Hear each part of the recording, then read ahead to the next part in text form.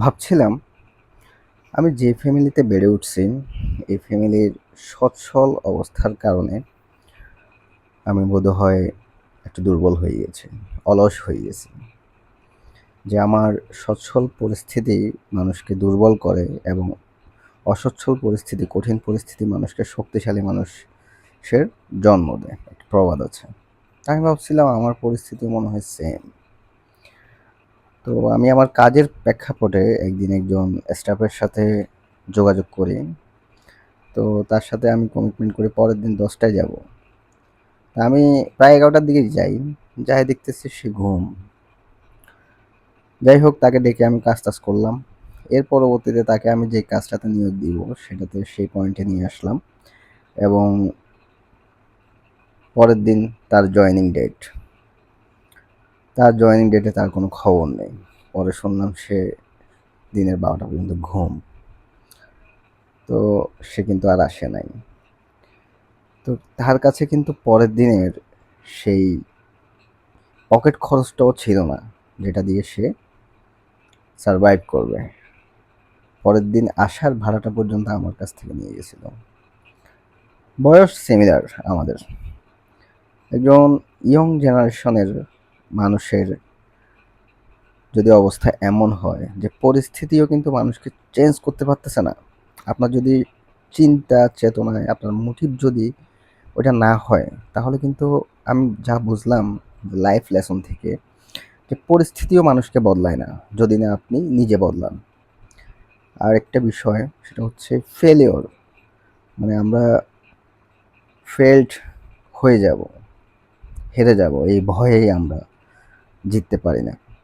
কারণ জিতার পরবর্তী ধাপেই কিন্তু হার আছে, হার জিত থাকবে। আপনাকে হেরে হেরেই জয়ের সম্মুখীন হতে হবে। আমি আমার লাইফস্টাইল ঠিক করার জন্য, ফিটনেস ঠিক করার জন্য অনেক আগে থেকে ট্রাই করছিলাম, কিন্তু হয়ে ওঠে না।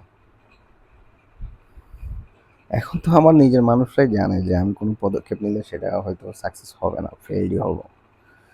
তো এইবার এজন্য আমি চাইতেছি বিষয়টাকে একটু ভিন্নভাবে শুরু করি, যে ফ্লেক্সিবল থাক, প্রতিদিন অন্তত 1% করে নিজেকে উন্নত করব। আমরা তড়িঘড়ি করে সব কিছুকেই চেঞ্জ করে ফেলতে চাই একসাথে, আর সেজন্যই বেশিরভাগ সময় আমরা ফেলড হই। আর ফ্লেক্সিবিলিটি দিই না, আপনার হচ্ছে যে হার্ড ট্রাই করে ফেলি, ইনস্ট্যান্ট চেঞ্জ করতে চাই। তো সেজন্যই হয়তো হয় না। অনেকের জীবনের ঘটনাগুলো আমার সাথেও ওভারঅল সেম হয়ে যেতে পারে। তো আমরা কি কখনো নিজের ফিটনেসটা ট্রাই করে দেখেছি যে আমি আসলে কতটা ফিট?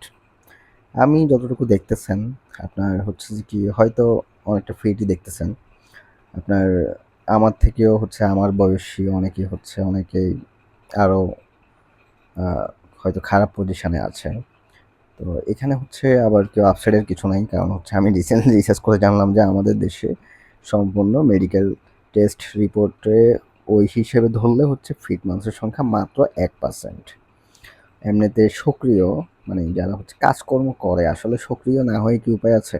এই যে মনে করেন যার সংসার আছে, যার পরিবারের দায়িত্ব আছে, সে তো কিছু না কিছু কাজ করতে হবে। সেই হিসেবে সক্রিয় হচ্ছে 65%। আর 35% হচ্ছে অলস জীবনযাপন করে। তো আমার লাইফ চেঞ্জিং যে চিন্তা ভাবনাটা আমি করেছি, ডিসিপ্লিনড হব, ফিটনেস ঠিক করব, সেটা হচ্ছে আজকে 4র্থতম দিন।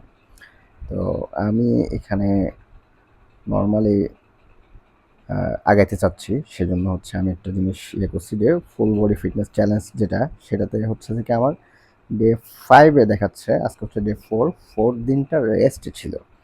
তো আমি সেটা স্কিপ করেছি। কারণ হচ্ছে আমি এমনিতেই মোটামুটি একটু রেস্টেই ছিলাম, বেশি কাজে ছিলাম না। আজকে বিকেলেও ঘুমাইছি। তো আজকে ডে 5। তো এইখানে আমি ইজি টুরতে দিয়ে শুরু করেছি। যদি কেউ এই অ্যাপসটা চালু করেন সে জানতে পারবেন। তো দেখা যাচ্ছে যে কি আমি কিন্তু কিছুদিন আগেও চিন্তা করতেছি, মানে আমি আগের মতো মানে 10টা 20টা পুশ আপ আমি দিতে পারবো। কিন্তু এখন দেখতেছি যে কি 5-6টা পুশ আপই দিতে আমার অনেক কষ্ট হয়ে যাচ্ছে। তো কালকে ছিল যে কি 6 পুশ আপ রোটেশন সহ।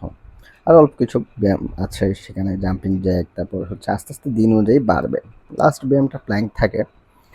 তো এটি আসলে কন্টিনিউ করাটাও কিন্তু একটা কনস্ট্যান্সি বজায় রাখা, এটা অনেক টাফ। তো যে জিনিসটা হচ্ছে যে কি, আপনি কি কখনো করে দেখেছেন যে আপনি কতটুকু পারেন? আমরা অনেক সময় করেই দেখি না। এই জিনিসগুলাকে একেবারে খামখেয়ালিপনা। আমাদের দেশের প্রতিটা রন্ধে রন্ধে যদি খামখেয়ালিপনা যদি না থাকতো, তাহলে কিন্তু এই যে WHO এবং হচ্ছে বাংলাদেশের যে স্বাস্থ্য অধিদপ্তর এর গবেষণা অনুযায়ী এমন রিপোর্টটা আসতো না। আপনি দেখেন আমাদের দেশের এই প্রেক্ষাপট অনুযায়ী আপনি যদি নিজে নিজেকে বদলাতে না চান, নিজে নিজেকে ঠিক করতে না চান, আপনার পরিবেশ কিন্তু আপনাকে ঠিক করবে না। আপনার পরিবেশের পরিস্থিতি এমন যে আপনি বিগ ডাবেন, ঠিক হওয়ার পরিবেশ নাই। দেশের পরিস্থিতি এমন অবস্থা আছে, আপনি বিগ ডাবেন, ঠিক হওয়ার পরিবেশ নাই। আপনি যদি ঠিক হতে চান, আপনি যদি সঠিক সুন্দরভাবে চলতে চান, তাহলে হচ্ছে আপনাদের নিজেদেরকে এভাবে একটা সারাউন্ডিং তৈরি করে নিতে হবে। তো আমার আসলে আশেপাশে এমন কোনো সারাউন্ডিং নেই।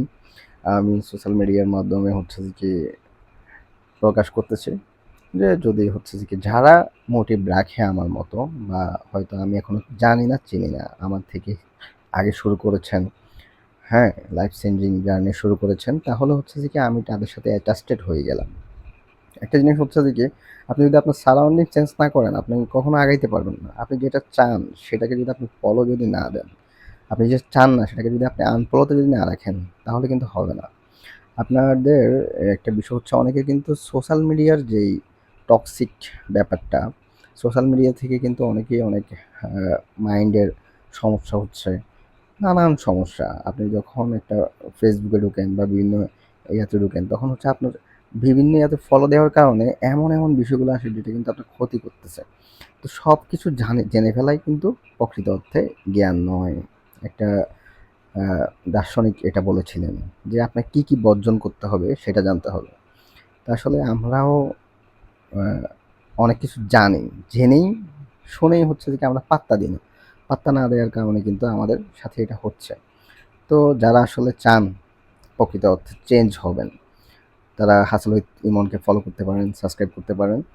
আমি ইনশাল্লাহ যে জার্নিটা শুরু করেছি এটা ইনশাল্লাহ এবার চাই আপনাদের সাথে, আপনাদেরকে সঙ্গে নিয়ে, যাতে আমি আমি আগে সাকসেস হতে পারি এবং কি আপনাদেরকে সাথে নিয়ে সাকসেস করতে পারি। আপনারাও, আমি চাই যে আপনারা যদি আমার মোটিভে যদি আমাকে ফলো করে যদি আপনারাও যদি এইভাবে ডিসিপ্লিনড হতে পারেন, ফিটনেস ঠিক করতে পারেন, আপনারা হচ্ছে ব্যাড হ্যাবিটগুলো ছেড়ে দিতে পারেন, সুন্দর সুন্দর ভালো ভালো হ্যাবিট অর্জন করে আপনার হচ্ছে যে কি যখন আপনি এটাকে 6 মাস, 1 বছর, 2 বছর কন্টিনিউ করবেন, তাহলে দেখবেন নিজের মধ্যে একটা অনেক পরিবর্তন আসবে ইনশাল্লাহ। তো এটাকে আমি বিশ্বাস করি, কারণ হচ্ছে আমি একজন ফেলিওর, আমি অনেকবার ব্যর্থ হয়েছি। তো এতবার ব্যর্থ হয়েছি যে আমার কাছের মানুষটা জানে যে আমি আসলে ব্যর্থ হব কনফার্ম। তা আমি চাই যে এই লজ্জার বিষয়টা সবাই সাথে শেয়ার করতে, যাতে হচ্ছে কাছের মানুষের লজ্জাটা লজ্জা বলে মনে হচ্ছে না। আপনারা যদি লজ্জা দেন, তখনই সেটাকে লজ্জা বলে মনে হবে।